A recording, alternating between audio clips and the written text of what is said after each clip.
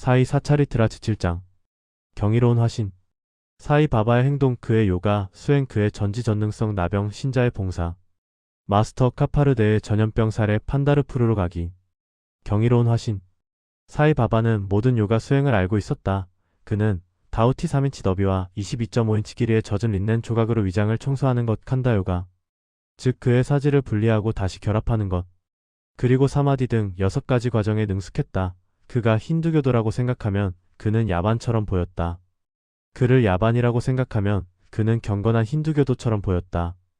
그가 힌두교도인지 무슬림인지 확실히 아는 사람은 없었다.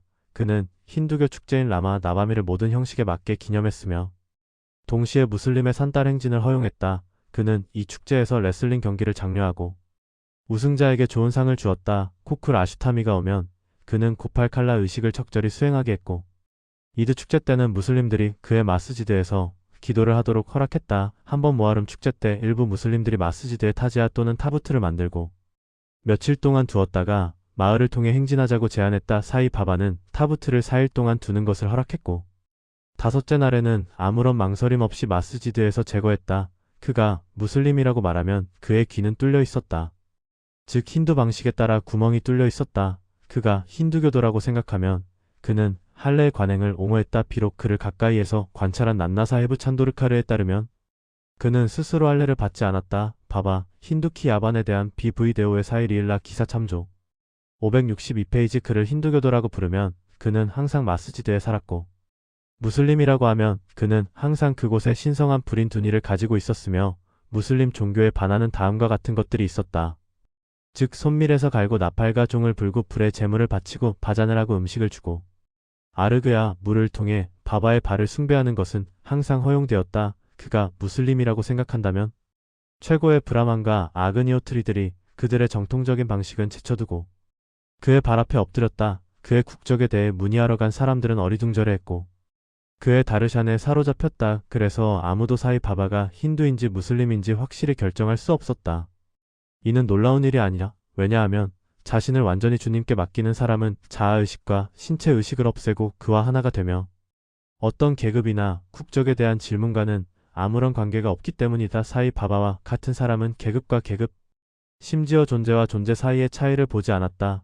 그는 파키르들과 함께 고기와 생선을 먹었지만 개가 입으로 접시를 만졌을 때 불평하지 않았다. 그렇게 독특하고 놀라운 화신이 사이 바바였다. 내 과거 생의 공덕 덕분에 나는 그의 발 앞에 앉아 그의 축복받은 동행을 즐길 수 있는 행운을 가졌다. 그로부터 얻은 기쁨과 즐거움은 비교할 수 없었다. 사실 사이 바바는 순수한 아난드와 의식이었다. 나는 그를 그의 위대함과 독특함을 충분히 설명할 수 없다. 그의 발에서 기쁨을 느낀 사람은 자신의 본질에 확립되었다. 많은 사냐시, 사다카 및 구원을 갈망하는 모든 종류의 사람들이 사이 바바에게 왔다. 그는 항상 그들과 함께 걷고 이야기하고 웃었으며 항상 그의 혀로 알라 말리크 씨는 유일한 소유자라고 말했다. 그는 논의나 논쟁을 좋아하지 않았다. 그는 항상 차분하고 통제된 상태였지만 때때로 짜증을 내기도 했으며 항상 완전한 베단타를 설교했고 마지막까지 누가 바바인지 아는 사람은 없었다. 왕자와 가난한 사람을 그는 똑같이 대했다. 그는 모든 사람의 가장 깊은 비밀을 알고 있었고 그것을 표현할 때마다 모두가 놀랐다. 그는 모든 지식의 저장소였지만 여전히 무지한 척했다. 그는 또한 명예를 싫어했다. 이것이 사이 바바의 특징이었다. 비록 그는 인간의 몸을 가졌지만 그의 행동은 그의 신성을 증명했다. 모든 사람은 그를 시르디의 주 하나님으로 여겼다. 사이 바바의 행동. 나는 바바의 기적을 설명할 수 없는 바보이다. 그는 시르디의 거의 모든 사원을 수리했다. 타티아 파티를 통해 샤니, 가나파티 샹카르, 파르바티 마을 신 그리고 마루티의 사원이 정리되었다. 그의 자손도 주목할 만했다. 그가 타크시나로 모은 돈은 자유롭게 배분되었고 어떤 사람에게는 20루피 다른 사람에게는 15루피 또는 50루피가 매일 주어졌다. 수혜자들은 이것이 순수한 자선 돈이라고 생각했으며 바바는 그것이 유용하게 사용되기를 원했다. 사람들은 바바의 다르샤나를 통해 엄청난 혜택을 받았다. 어떤 사람들은 건강해졌고 악한 사람들은 선한 사람으로 변했다. 쿠슈타, 문둥병은 몇몇 경우에 치료되었고 많은 사람들의 소원이 이루어졌으며 눈에 어떤 방울이나 약이 떨어지지 않고도 어떤 맹인은 시력을 되찾았고 어떤 절름발이는 다리를 얻었다. 아무도 그의 비범한 위대함의 끝을 볼 수 없었다. 그의 명성은 멀리 퍼졌고 사방에서 순례자들이 시르디로 몰려들었다. 바바는 항상 둔이 근처에 앉아 거기서 편안히 쉬었고 항상 명상에 잠겼다. 때로는 목욕을 하고 다른 때는 목욕을 하지 않았다. 그는 머리에 흰 터번을 묶고 허리에 깨끗한 토타르를 두르고 몸에는 셔츠를 입었다. 이것이 그의 초기 복장이었다. 그는 마을에서 의술을 시작하고 환자를 진찰하고 약을 주었다. 그는 항상 성공적이었고 그는 하킴 의사로 유명해졌다. 여기서 하나의 흥미로운 사례를 이야기할 수 있다. 한 신자는 그의 눈알이 매우 붉고 부풀어 올랐다. 시르디에는 의사가 없었다.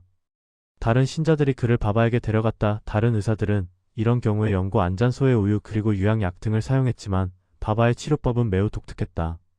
그는 비바 일종의 마킹 너트인 카르푸스 아나 카르디움을 몇 개 쳐서 2개의 공을 만들고 그것을 환자의 각 눈에 밀어넣고 눈 주위에 천으로 감았다. 다음날 붕대가 제거되고 물이 그 위에 흐르듯이 부어졌다. 염증이 가라앉고 동공이 하얗고 맑아졌다. 눈이 매우 섬세하지만 비바는 따끔거림을 일으키지 않았고 눈의 병을 제거했다. 이런 사례가 많이 치료되었고 이것은 단지 한 예일 뿐이다. 바바의 요가 수행. 바바는 요가의 모든 과정과 수행을 알고 있었다. 그중 2가지를 여기서 설명하겠다. 1. 따우티 또는 청소 과정. 바바는 매 3일마다 마스지드에서 상당히 떨어진 바나나 나무 근처의 우물에 가서 입을 헹구고 목욕을 했다. 한 번은 그는 자신의 장기를 토해내고 안팎으로 깨끗이 씻은 후 그것을 젠부 나무에 말리기 위해 놓는 것이 목격되었다. 시르디에는 실제로 이것을 본 사람들이 있으며 이 사실을 증언한 사람들이 있다. 일반적인 다우티는 3인치 너비 22와 2분의 1 피트 길이의 젖은 린넨 조각으로 수행된다. 이 조각은 목구멍으로 삼켜지고 약 30분 동안 위에 남아 반응을 일으킨 후 꺼내진다. 그러나 바바의 다우티는 매우 독특하고 특별했다. 이칸다 요가 이 수행에서 바바는 자신의 몸에서 다양한 사지를 추출하고 그것들을 마스지드의 여러 장소에 따로 놓았다. 한 번 한 신사가 마스지드에 가서 바바의 사지가 각각 다른 장소에 따로 놓여 있는 것을 보았다. 그는 매우 두려워했고 처음에는 마을 관리들에게 달려가 바바가 조각나고 살해당했다고 알리려 했다.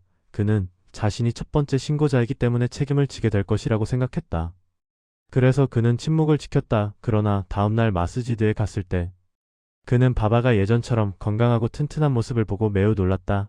그는 전날 본 것이 단지 꿈이었다고 생각했다. 바바는 유년기부터 요가를 수행했으며 그가 이룬 숙련도를 아는 사람은 아무도 없었다. 그는 치료에 대해 요금을 받지 않았고 그의 공덕 덕분에 유명해졌으며 많은 가난하고 고통받는 사람들에게 건강을 주었다.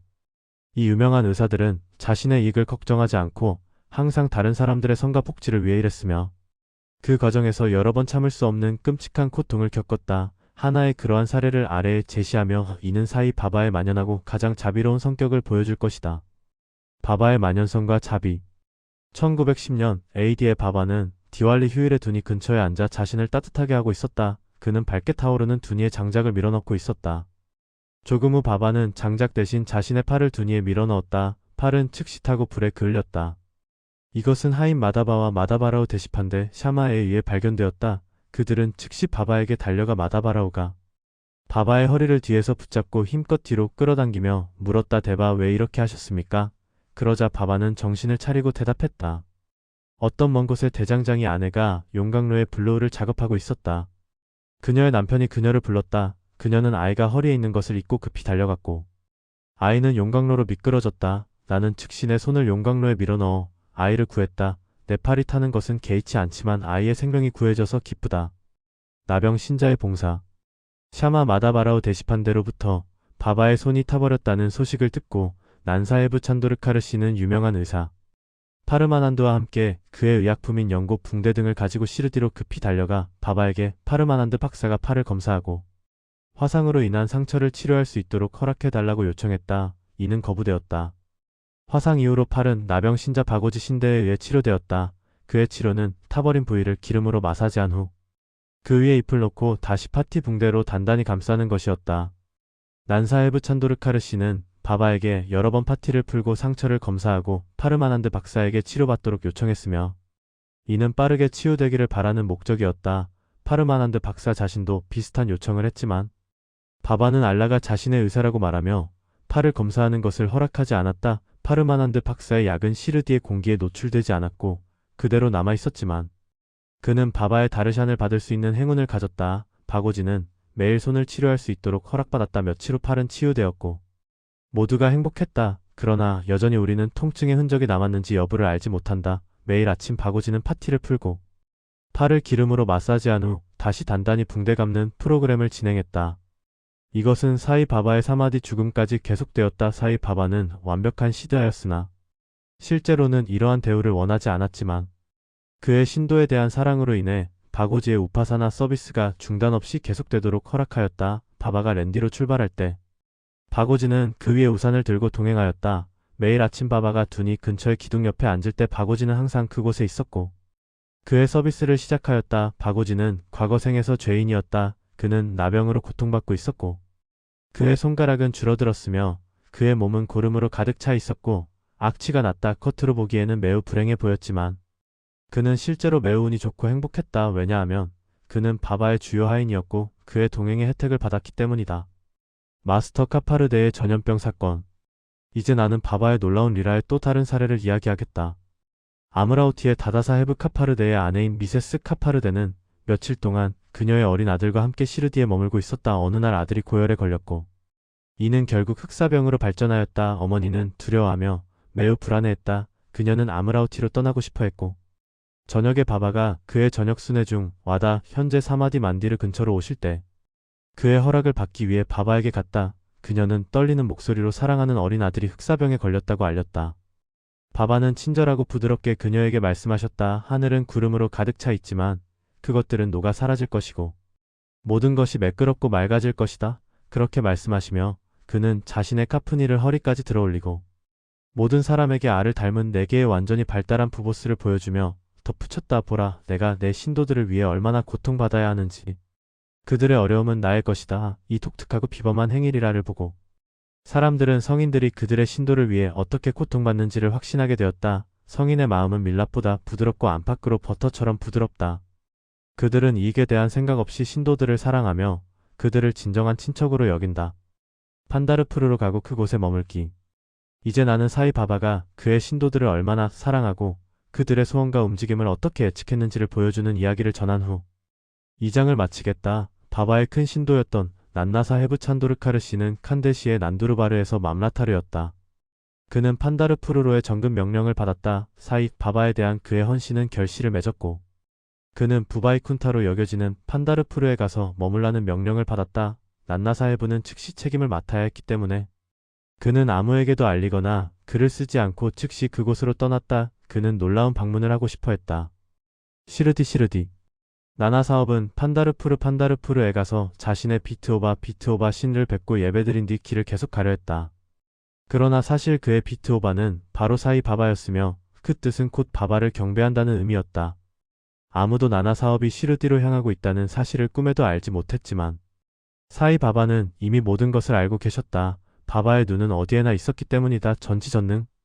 나나 사업이 시르디에서 몇 마일 떨어진 임가온에 이르렀을 때 시르디의 마스지드 안에서는 갑자기 어떤 움직임이 일어났다. 바바께서 말사파티 아파 신데 카시람과 함께 앉아 담소를 나누고 계셨는데 그 순간 바바께서 이렇게 말씀하셨다.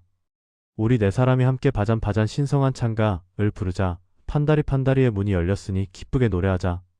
그러고는 그들은 합창으로 노래하기 시작했는데 그 노래의 주제는 이랬다. 나는 판다르푸르로 가야 하네. 나는 그곳에 머물러야 하네. 그것은 곧 나의 주님의 집이기 때문이라. 바바께서 노래를 이끌어 부르셨고 다른 신자들이 뒤따라 불렀다. 잠시 후 나나 사업이 가족을 데리고 그곳에 도착했다. 그는 바바께 엎드려 큰 절을 올리고 자신들과 함께 판다르푸르에 가서 함께 머물러 달라고 청했다. 그러나 사실 이런 부탁은 필요치 않았다. 이미 다른 신자들이 나나 사업에게 전해주었기 때문이다. 바바께서는 이미 판다르푸르에 가서 머무를 기분이시다. 이 말을 들은 나나 사업은 깊이 감동하여 바바의 발 아래에 엎드렸다. 이윽고 바바의 허락과 함께 우디우디 신성한 제와 축복을 받고 나나 사업은 판다르푸르로 길을 떠났다. 맺은 말. 사이 바바의 이야기는 끝이 없지만 여기서 잠시 멈추고자 한다. 다음 장에서는 인간 생명의 중요성, 바바의 탁발 생활, 바야자바이의 봉사, 그리고 또 다른 여러 이야기를 다루게 될 것이다. 스리사에게 경배를 모든 이에게 평화가 있기를.